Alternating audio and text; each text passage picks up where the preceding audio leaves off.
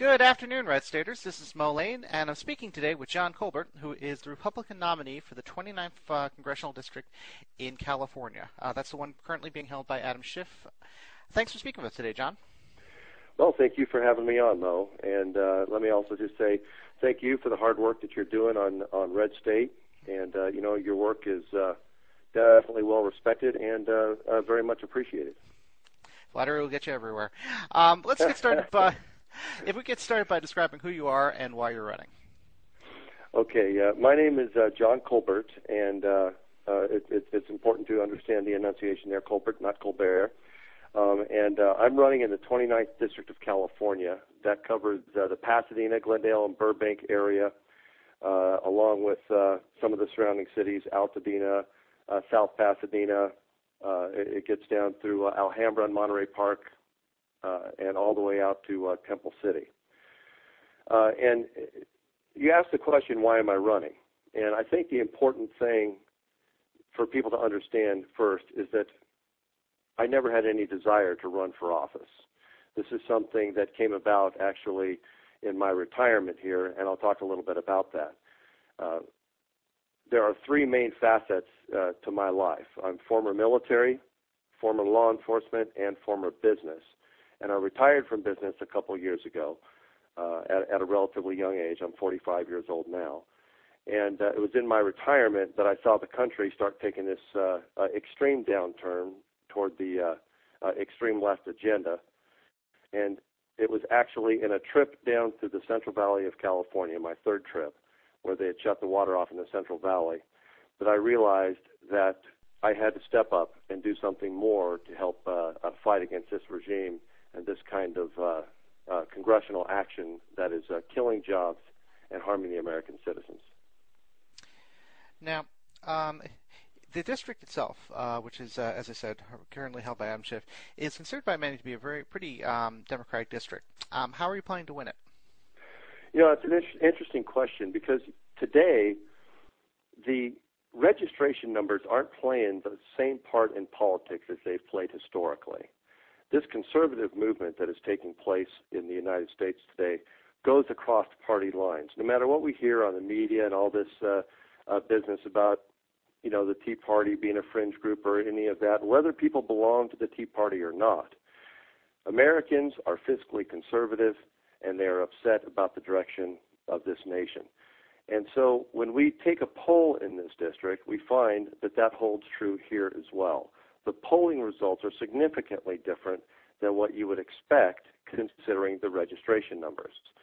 And also the primary numbers are significantly different than the last phase, and again, not consistent with what you would expect from the registration numbers. For example, Adam Schiff had about 10,000 fewer voters this time than he did in the comparing non-presidential primary back in 2006. And myself, I actually turned out about 6,000 voters more than that same election. So the trending really shows that things are moving toward the conservative voice of the country and not necessarily along the lines of the registration numbers. Now, as you're campaigning, what is the general feeling you're getting from people in your district? What are their major concerns? Well, straight out, their major concerns are the economy and jobs. At the end of the day, people want to see legislation and elected officials fighting for causes that will stop this government takeover of our businesses, of our economy, and get this country headed back in the right direction. What I think Americans want to see, and what the people in this district really want to see, is sensible, pragmatic legislation. They want to see the private sector expanded through reduced taxes, reduced regulations on small businesses and families. They understand that with 15 million people unemployed and 83 million people in the I don't want to work anymore bucket, and the downward pressures from the healthcare legislation, including the increased compliance costs, the downward pressure from the threatened cap-and-trade bill, the downward pressure from the pending Bush tax cuts that are going to expire next year and the effects that that's going to have on small businesses. All of these things combined with, and throw on top of that the death tax is coming back into play, and several other things, people understand that there is no way this economy is going to recover the way that this administration is predicting that it will. They want to see changes in all of those areas. They want to see candidates go to Congress that will fight against those things and for the right kind of policies. And they need to believe in somebody, and they need to believe in something. And unfortunately today, several of the politicians that they've elected have turned around on them and gone the other way. They want to elect somebody that they can believe in. And that's hard to find nowadays, and I find that very challenging. I get that question at every event I go to. How do we know when we send you to office that you're not going to do what the rest of them did and turn around on us? Okay. So, what would you say then would be your campaign's basic theme? What if you could sum it up in a word or a paragraph? Well, I don't think I could sum it up in a word, but if I had to sum it up into something very, very succinct, it would be that Adam Schiff kills jobs and John Colbert creates jobs. That would be the most succinct thing I could roll it up into. But if I were to tell you what the general aspects of my campaign, it's that I'm going to fight to expand the private sector through reduced regulations, reduced taxes, and to really give the small business entrepreneur a chance, because that's where jobs come from in this country. I'm going to fight to reduce spending and reduce debt, because that's a huge burden on American working families, our children, and our grandchildren. I'm going to fight against the corruption in Congress that we haven't seen, those corrupt acts challenged in quite some time. And I'm going to fight against that pork barrel spending, which is the basis for a lot of the corruption that we see in Congress.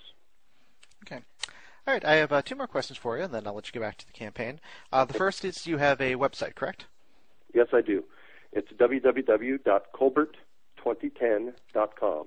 COLBERT2010.com. Okay. And the last question.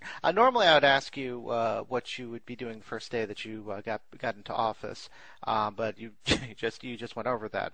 So I have just going back to something about the water thing. I take it you're not a fan of the Sainted Delta smelt? No. As a matter of fact, I don't know much about the Delta smelt except that it's about 3 inches long and that it costs 40,000 Californians their jobs and about $1.3 billion in revenue to this state. And obviously the fish didn't do it. It was the EPA that did it, and it's something that shouldn't happen. And it just so happens that Adam Schiff had 2 chances to keep that water turned on, and in the second chance, the ability to turn it back on after it had been turned off, and he voted against both of those measures. As a direct result of votes in Congress, that water remains off, and those families are still suffering up there. All right. Again, we have been talking with John Colbert, who is running for the Congressional District of 29 California. And thank you for taking the time to talk with us today, and good luck on the campaign. Well, thank you very much. Again, appreciate what you do, and hopefully we can be back on your show soon.